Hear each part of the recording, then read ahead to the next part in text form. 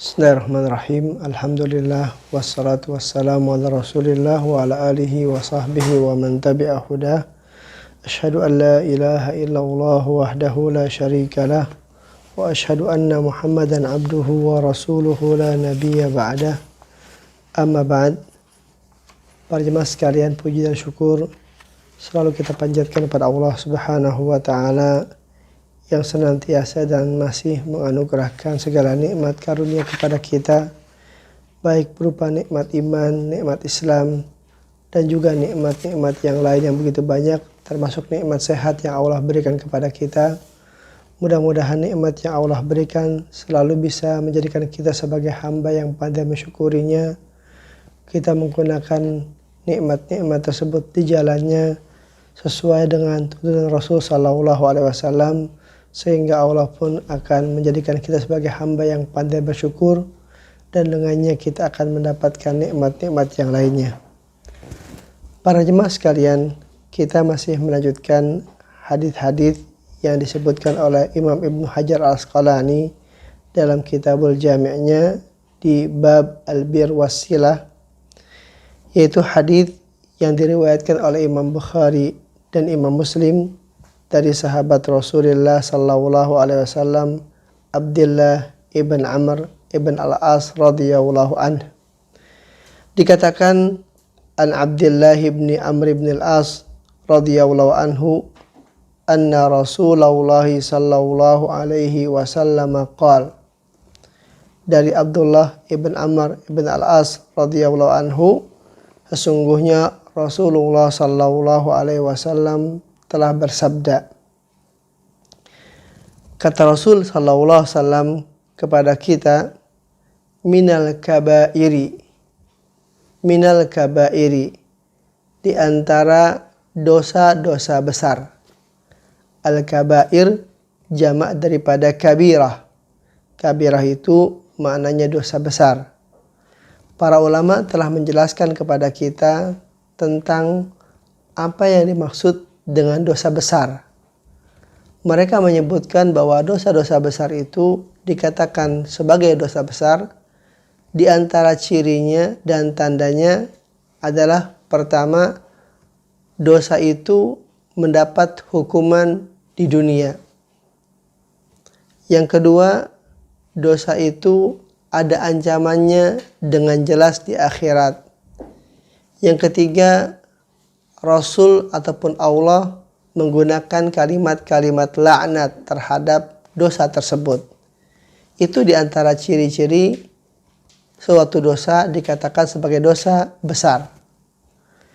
Namun terkadang juga Rasul Sallallahu Alaihi Wasallam menyebutkan secara lebih khusus tentang dosa besar tersebut, tanpa mungkin kita dapatkan bentuk-bentuk seperti yang kita katakan tadi. Artinya kita tidak mendapatkan misalnya dalam sebuah hadis kalimat itu sebagai dosa besar, tapi ada kalimat laknat, ada kalimat ghadab, murka Allah, ada bentuk siksa Allah di dunia, ada bentuk siksa Allah di akhirat, maka itu jelas dosa besarnya. Ada pula dosa itu besar namun tidak menggunakan cara tadi, namun Rasul yang langsung menyebutkan itu sebagai dosa besar.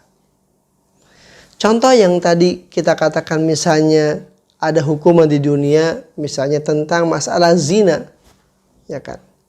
Jelas disebutkan dalam ayat bahwa seseorang yang berzina ketika dia sama-sama masih bujang, maka adalah dengan fajlidu, disuruh adalah orang tersebut untuk dicambuk. Berapa? 100 kali daraan. Kalau dia sudah menikah, maka dengan dirajam.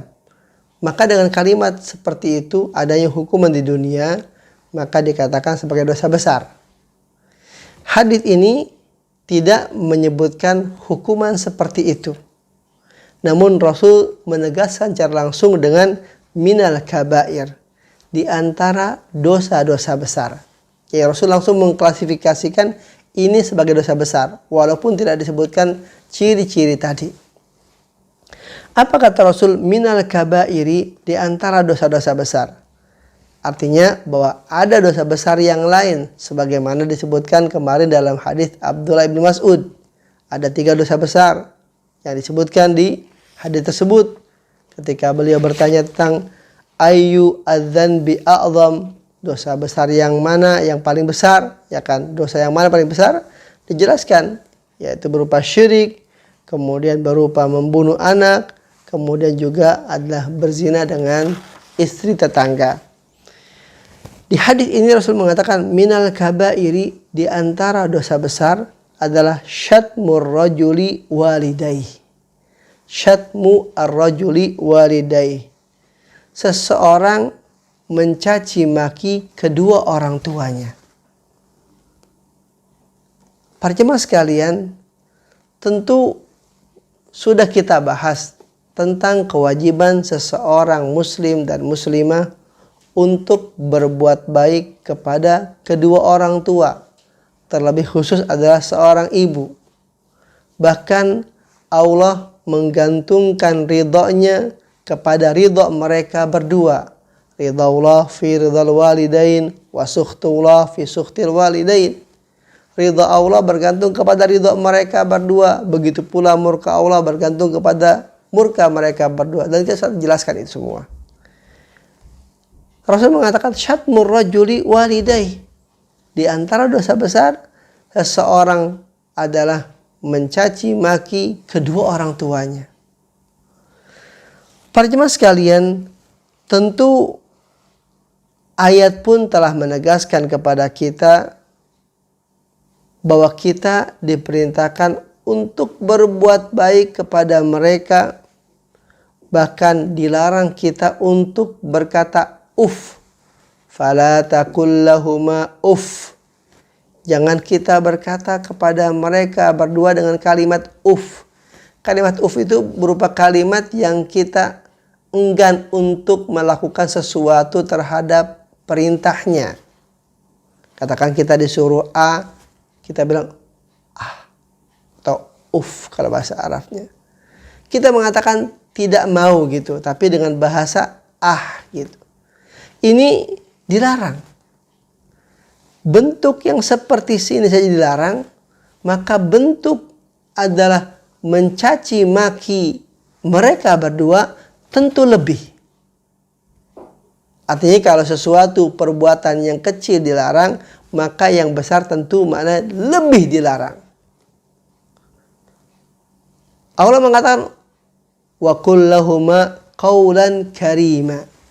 Katakanlah kepada mereka ucapan yang mulia. Bagaimana kita berucap mulia kepada mereka? Di antara kita tidak mengangkat suara kita melebihi daripada suara mereka berdua. Hadis ini menyebutkan syatmur rajuli walidayh. Di antara dosa besar seseorang mencaci maki kedua orang tuanya. Tentu apa iya ada orang yang dengan teganya mencaci maki kedua orang tuanya? Sehingga para sahabat bertanya, wa hal yasubbur rajulu walidayh? Karena Rasul mengatakan seseorang mencaci maki kedua orang tuanya, para sahabat bertanya, hal yasubbur rajulu walidayh? Apakah bisa seseorang itu mencaci maki kedua orang tuanya? Mencela mereka? Para jemaah sekalian, tentu hal ini bukan sesuatu yang mustahil. Terlebih di zaman di mana sudah kita jauh daripada zaman Rasul sallallahu alaihi wasallam. Mungkin saja hal itu terjadi. Seseorang mungkin dengan sebab tertentu dia mungkin bisa mencaci maki kedua orang tuanya. Terlebih ketika orang tua tidak mendidik anaknya dengan nilai-nilai agama. Betapa banyak orang tua yang lalai dalam mendidik anaknya dengan agama. Sehingga anaknya tidak mengenal bagaimana harus beradab, harus bertata krama, harus bersopan santun kepada kedua orang tuanya. Sehingga nanti mungkin akan terjadi yang dikatakan Rasul tadi. yaitu seorang mencaci maki kedua orang tuanya. Kalau di zaman tadi, di zaman para sahabat, mereka bertanya, hal yasubbur rajul walidai, apakah ada ya Rasul seseorang yang mencaci maki kedua orang tuanya? Rasul mengatakan, qala na'am. Kata Rasul ada. Ya. Kata Rasul ada.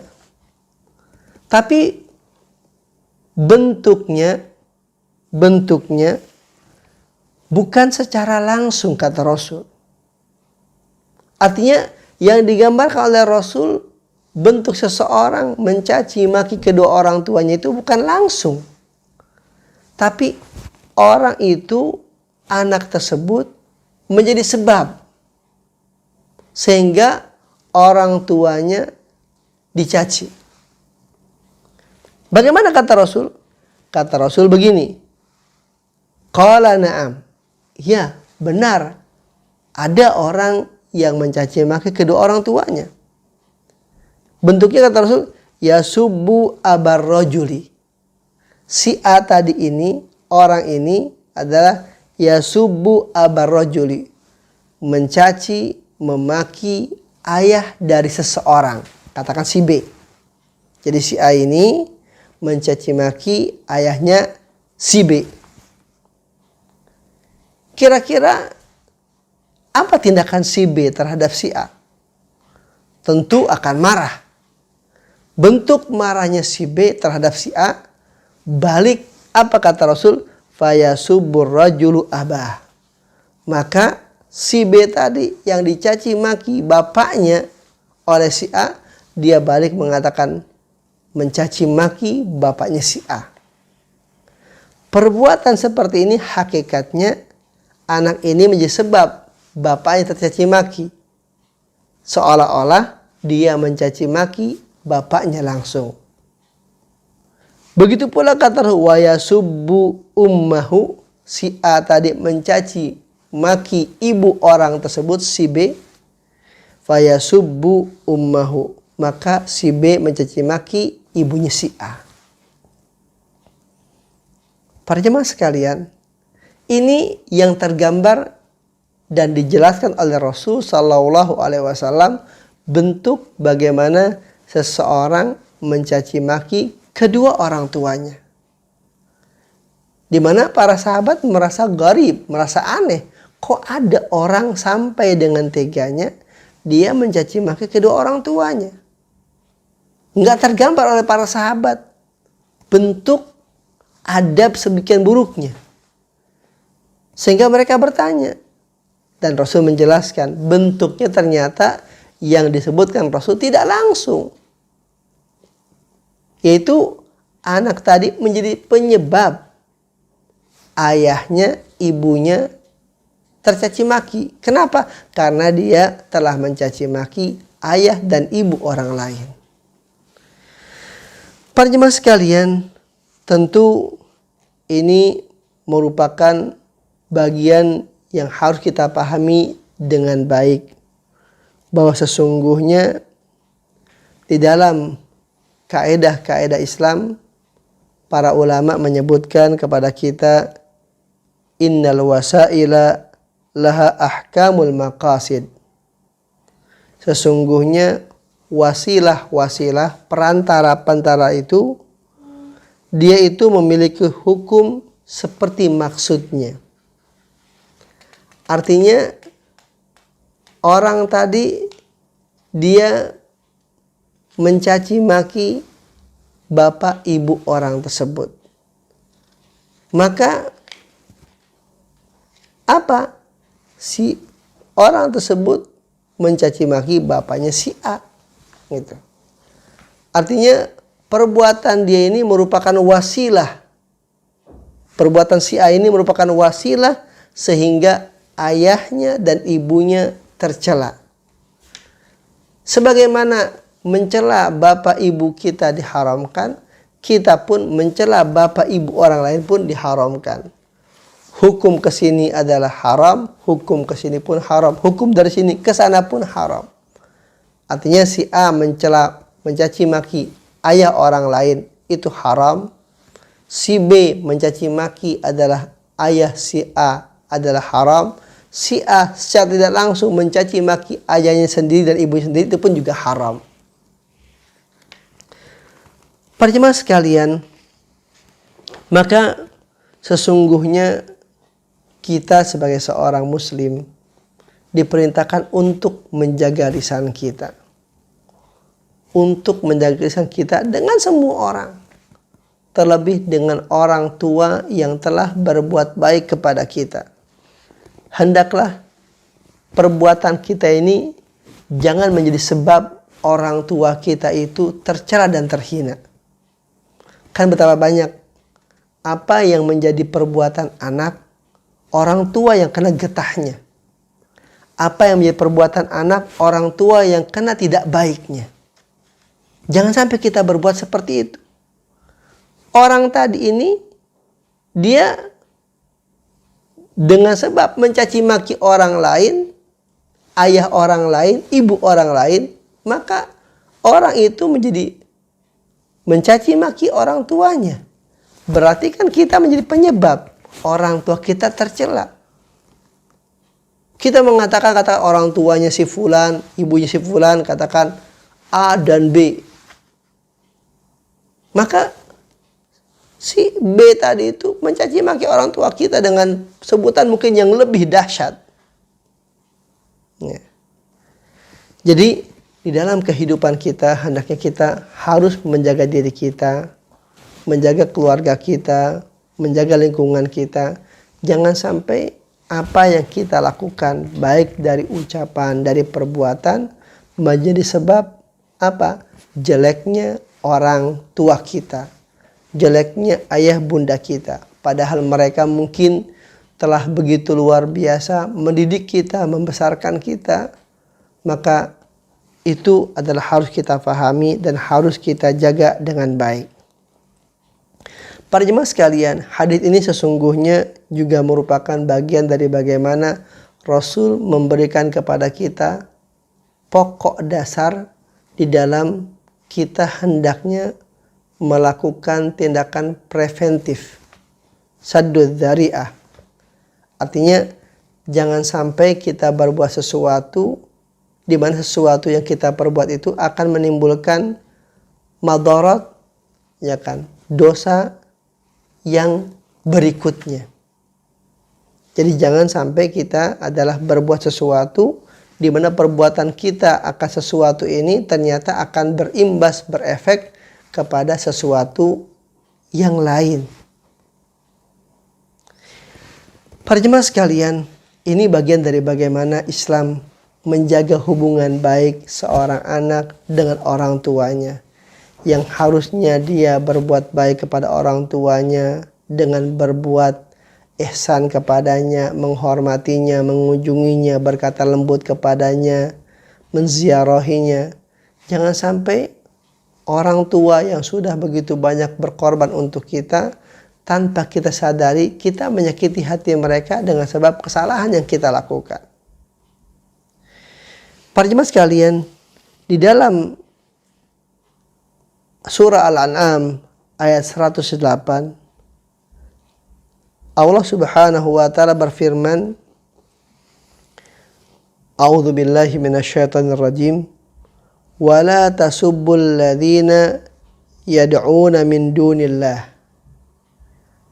Kata Allah, wa la tasubbul ladzina yad'una min dunillah.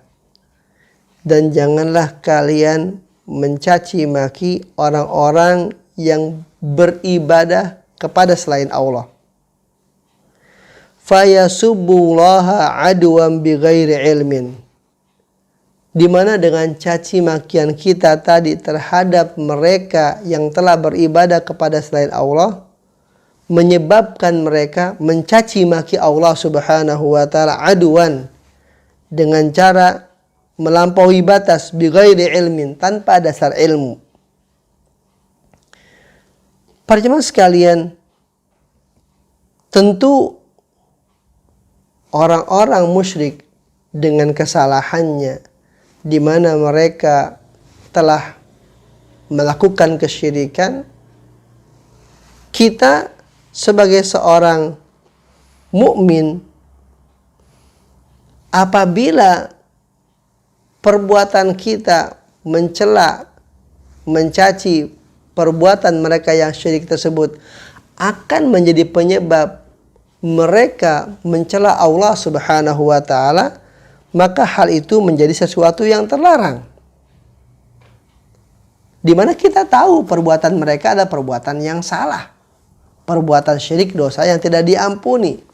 Walaupun kita tahu seperti itu, kalau perbuatan kita mencela Tuhan-Tuhan mereka yang mereka ibadahi, akan menyebabkan mereka mencaci maki Allah Subhanahu wa taala, itu kita tidak dibenarkan. Jelas mereka dengan salahnya. Ya. Begitu pula kita dalam kehidupan tadi dengan orang tua kita. Walaupun adalah orang tua si fulan tersebut memiliki kesalahan-kesalahan, atau si fulan itu memiliki kesalahan-kesalahan kepada kita, hendaknya cukup antara kita dengan si fulan tadi kita bermarahnya. Jangan lalu kita mencaci maki orang tua mereka. Karena dengan begitu akan menyebabkan orang tua kita dicela olehnya. Para jemaah sekalian, kalau kita gambarkan dalam kehidupan tadi bahwa Rasul sallallahu alaihi wasallam menyebutkan kepada kita tentang bagaimana seseorang mencela dan mencaci maki kedua orang tuanya dengan bentuk seperti itu, tentu hal yang lebih dahsyat daripada itu sangat mungkin terjadi di zaman kita sekarang, di mana seseorang mungkin boleh saja langsung mencaci maki kedua orang tuanya, dan ini sudah banyak terjadi. Karena apa? Karena orang tua lalai dari mendidik anaknya dengan ajaran-ajaran Islam. Anaknya tidak dikenalkan bagaimana dia harus berbakti kepada kedua orang tuanya setelah dia harus beribadah kepada Allah Subhanahu wa taala. Penting bagi kita sebagai seorang muslim dan muslimah untuk selalu kita memperhatikan anak-anak kita. Anak-anak kita sesungguhnya merupakan amanah Allah Subhanahu wa taala yang harus kita jaga. Kalau kita bisa menjaga mereka dengan segala kebaikan, tentu itu bagian daripada bekal yang akan mengalir nilai pahalanya kepada kita. Karena Rasul telah mengatakan dalam hadisnya bahwa seseorang apabila meninggal dunia terputus seluruh amalnya kecuali 3 perkara. Di antara 3 tersebut kata Rasul adalah waladun salihun yad'u lahu, yaitu anak soleh yang bisa mendoakan orang tuanya. Dan untuk bisa menjadi anak soleh tersebut tentu peran awalnya adalah dari orang tua. Maka para jemaah sekalian, kalau hadis tadi mengisyaratkan kepada kita tentang bentuk dari sekian banyak dosa besar yang Rasul katakan seseorang mencaci maki kedua orang tuanya, namun Rasul menggambarkan dengan bentuk tadi bahwa orang itu menjadi penyebab orang tuanya tercela. Kenapa? Karena tadi dia mencela orang tua dari si B, kemudian si B mencela orang tuanya. Bentuknya begitu kata hadis. Tapi saya ingatkan bahwa sesungguhnya hal yang langsung pun sekarang mungkin terjadi. Kita lihat bagaimana ada orang tua yang sampai dibunuh oleh anaknya. Gitu. Terjadi di zaman sekarang. Gitu. Teganya seorang anak membunuh orang tuanya, bukan hanya mencaci maki, membunuhnya. Gitu. Maka ini perlu kita waspadai. Tentu cara mewaspadainya adalah dengan kita selalu berdoa. Kita doakan anak kita sebagai anak-anak yang saleh, salihah. Kita didik mereka dengan didik yang benar.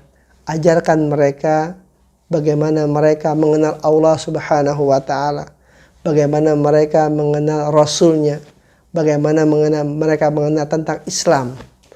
Dengan kita membentengi mereka akan hal tersebut, mereka bisa kenal dengan Allah, mereka bisa kenal dengan Rasulnya, mereka bisa kenal dengan Islam, maka Mudah-mudahan benteng yang kita berikan kepada mereka dengan hal-hal yang sederhana ketika mereka masih muda tersebut bisa menjadi bekal mereka untuk apa? Bisa berbuat baik dalam kehidupannya, untuk dirinya dan juga untuk orang tuanya serta juga untuk masyarakatnya.